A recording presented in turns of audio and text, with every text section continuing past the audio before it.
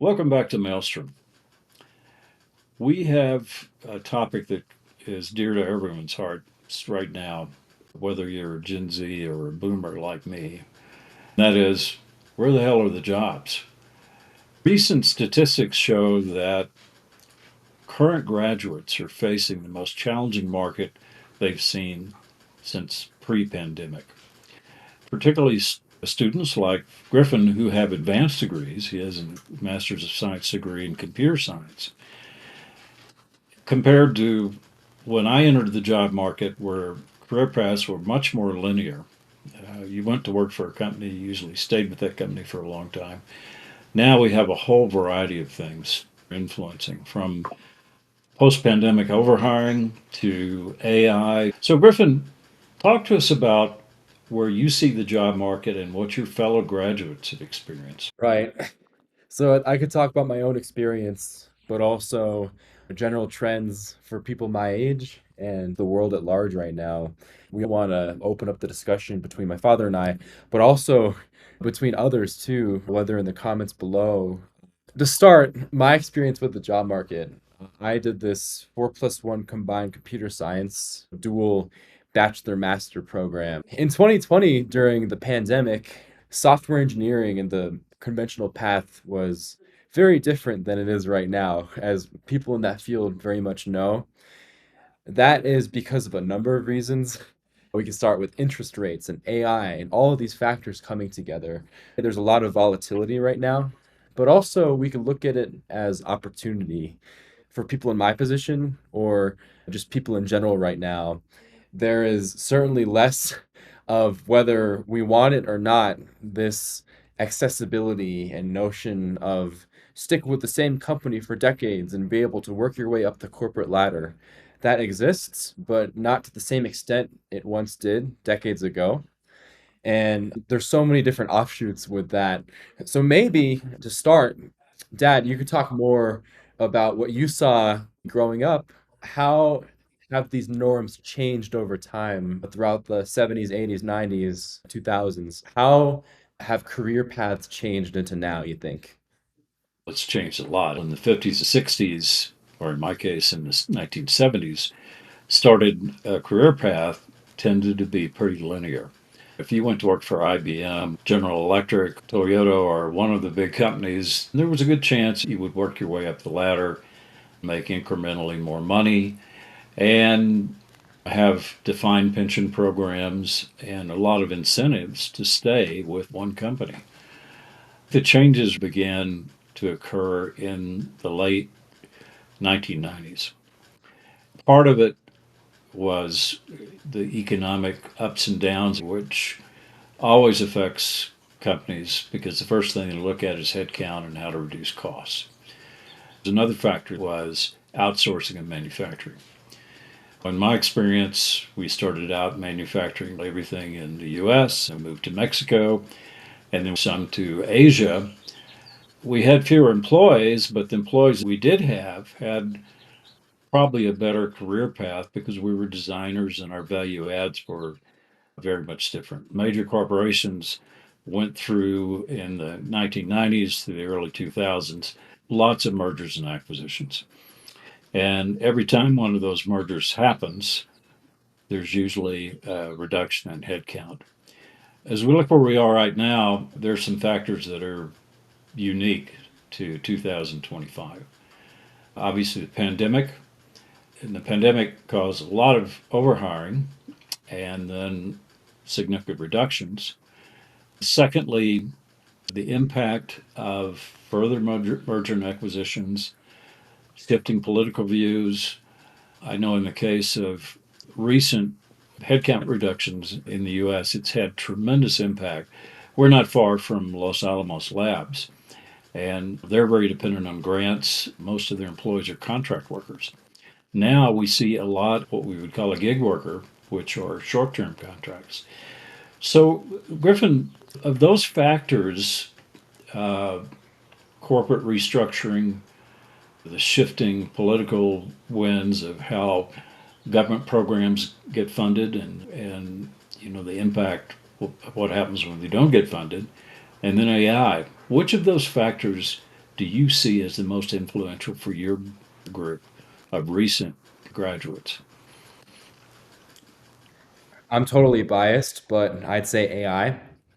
There's a ton of variance in what people believe, whether my age or backgrounds, of how AI is going to affect society.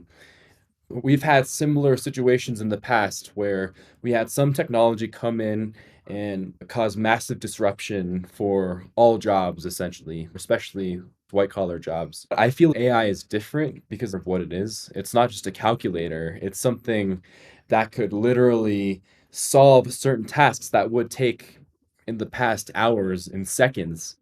So that's already happening now, and it's going to continue to happen in ways we can't predict. So that's definitely a huge factor. There's also executives in different circumstances who no one knows exactly where AI is going, but these executives are very optimistic that soon enough, within the next few months, AI could replace essentially all entry level white collar tasks. For example, paralegals, entry level software engineers, or entry level financial analysts. Some executives, including big name ones like Mark Zuckerberg and the CEO of Salesforce, have actually openly stated that they are halting all hiring for entry and even mid level engineers because AI could get the work done. Is there some truth to that, that AI does have those capabilities? Maybe, but it's also making those decisions to essentially, especially people on the bottom of the totem pole starting out, they're prioritized less. So in that case, they're first on the chopping block.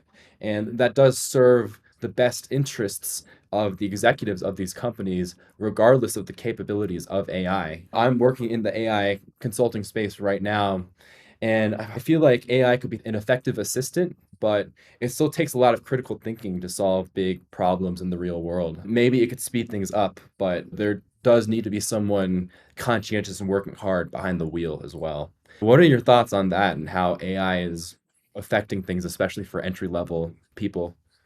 I agree with you. It's very difficult for any of us to predict how quick AI is going to integrate into the workforce, but from the engineering side, you can see the impact with AI being able to write code. Virtually all fields is being affected by. I think the other thing that we can't forget, before AI over the past 2.5 years really began to impact the job market, we saw systemic changes that began 7, 8, 9, 10 years ago. And, in my terms, boomer terms, the advent and growth of contract labor, in Gen Z terms, gig work, where companies aren't willing to make a long term commitment to an employee, paying them more benefits or entering into an employment agreement. Those decisions have created an environment where the gig worker, the contract worker, is increasingly the rule and not the exception. And that has a lot of implications because even though they may be receiving a higher hourly rate or a project rate, they have to look for the next project. It's kind of like being an actor. You've got to figure out what the next job is going to be while doing the current job. You're paying your own withholding taxes, your own medical costs. Defined pension programs have pretty much gone away. A defined pension program is where you work for Ford, General Motors, or IBM, and the longer you work, the more pension you accrued. Most of those have gone and they've become contributory pension plans. A format would be a 401k. With the lack of those long term connections to companies, it changes the mindset of a lot of employees where they're not really loyal to the corporation as much as they are to the project.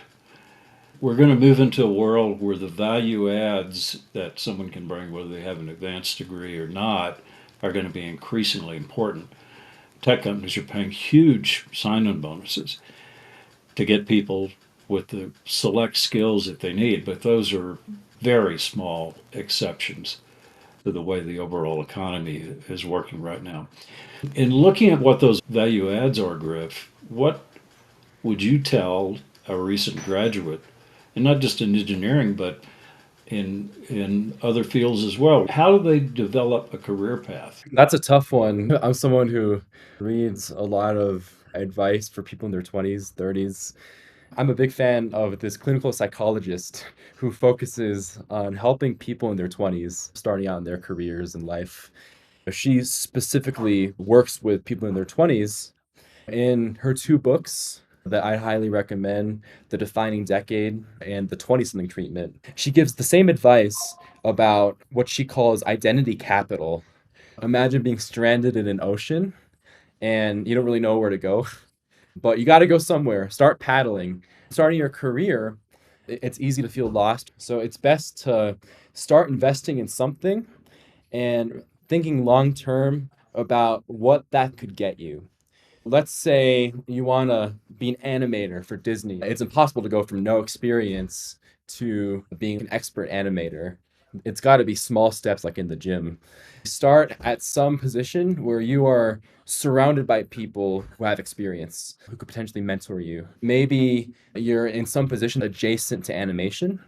And through there, just by being present and with proactivity, making those connections, it's like a domino effect, help you go a long way in terms of your personal growth in your career. What's key about that advice from Meg J is just starting somewhere. It's easy to feel overwhelmed, stuck, not know what to do.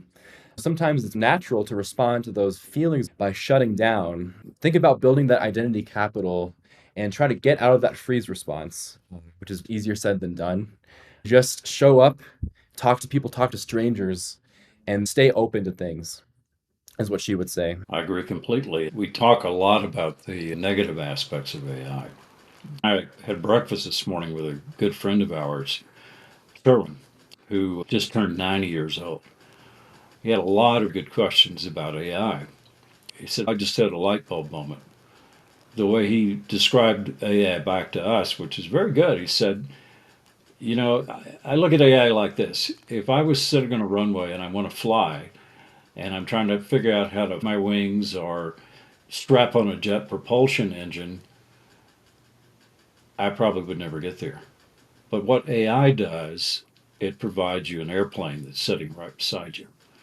Whether you love or hate AI, it's a great tool to understand trends and what's next. It's certainly not always right, but I think we all have to, at whatever our age, take a look around us and see what the vehicle is. Maybe you don't need to go out and recreate the vehicle. Maybe it's sitting right beside you. We're coming up on 20 minutes on this podcast. Just some reminders. We're on Substack now. We're about to be on TikTok. We have a guide that will be online tomorrow, a guide for the Gen Z male. That will include some of the books and links that Griffin has mentioned. We hope that you'll take a look at it. We are going to be doing 2 more podcasts over the next few days. And one of the subjects that we're going to talk about are young men and violence. And it's a triggering, difficult discussion, but we saw so many stereotypes of young men that become an isolated shooter. So we want to dig into that some. So anyway, Griffin, why don't you wrap up and have any concluding thoughts that you would like to bring into and what would help people out there right now? I have quite a few thoughts here. First of all, the Japanese concept of Ikigai, applying that in life and your career is difficult, but worth considering. Essentially, think of it as a quadruple Venn diagram, 4 different circles. What you love, what the world needs, what you could be paid for, because we could do what we're passionate about, but money's pretty nice too. And then also what we're good at. And I'm a big advocate for the growth mindset as described by Carol Dweck in her book, Mindset, The New Psychology of Success. That book was the catalyst for a lot of lesson plans and changing teaching dynamics in the past 10 or so years, complimenting kids for being smart, but really incentivizing the struggle, incentivizing hard work, saying it's okay that you're not good at this right now, but if you're persistent, if you don't give up, if you stay present, which is very hard to do with all the distractions and social media, But staying present, not giving up, that feeling of overcoming challenge and embracing the struggle is hundreds of times more important than being able to grasp something quickly. Because in order to grasp concepts quickly, it's very important to overcome a lot of struggle. That struggle teaches you how to be a better problem solver, writer, etc.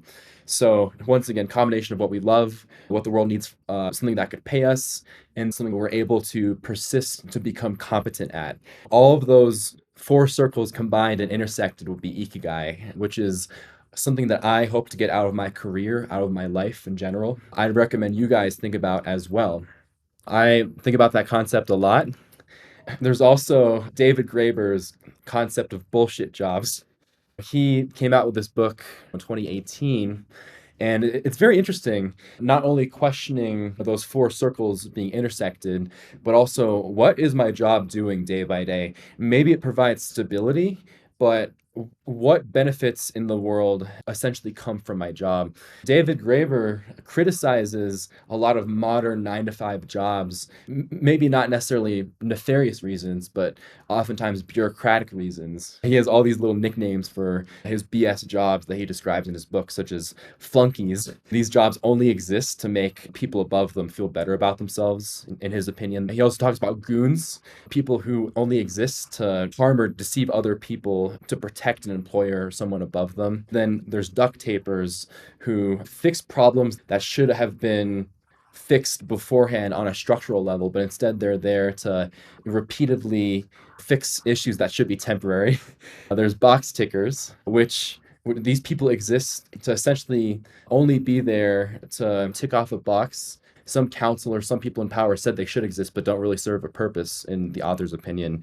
Taskmasters, who are really doing things that don't serve a greater purpose, but do things because they were told to do them and don't really question why. I don't necessarily agree with all these definitions, but I find them interesting. There is stability, and maybe sometimes bullshit jobs could be meaningful. If you have a lot of free time, you could pursue other things, listen to podcasts, or have more time for family. There's definitely questions and trade-offs between the meaningfulness of a job versus how non-stressful it is. Those are all questions that I ask myself, and maybe you may want to ask yourself as well. Well, Any thoughts? I think those are wise and astute comments and directions, and we'll be posting any references that we come up with on our website and on Substack. But I want to conclude with one thing as I was listening to you, Griff. I'm a big fan of Scott Galloway, who does a variety of podcasts. He's an investor and kind of like the Anthony Bourdain of the business and social commentary world. He's a great storyteller. I was listening to one of his podcasts, and a similar question came up to him from one of the guests is, what would you tell a young person today in light of so many things that are going on? And, I'm a little bit prejudiced because I have a degree in English, and I've always thought that that degree gave me more benefit than an MBA or an accounting degree, all due respect to those professions. But one thing my mentors taught me was how to communicate. And that's exactly what Scott Galloway said. He said, your degree, whether it's in philosophy, literature, or whatever, what you're learning is how to communicate. And if you can communicate, you become a good storyteller, you get people to listen to you, you'll bring in those other skill sets around you. I ran businesses for a long time. I had good instincts about people. I was able to communicate to investors, banks, fellow employees, and others, and that was the hub of my career. There are a lot of opportunities and options for you. The reality is, you have to go out and meet people. You've got to connect. Every major job I've had has been through networks of other business people, banks, friends. That's even more critical in the disconnected world that we have now. Talk But to people. talk to people, exactly. So that wraps us up for today. Please visit us at maelstrom.com and our other media sources. See you next time. Thank you. Thank you.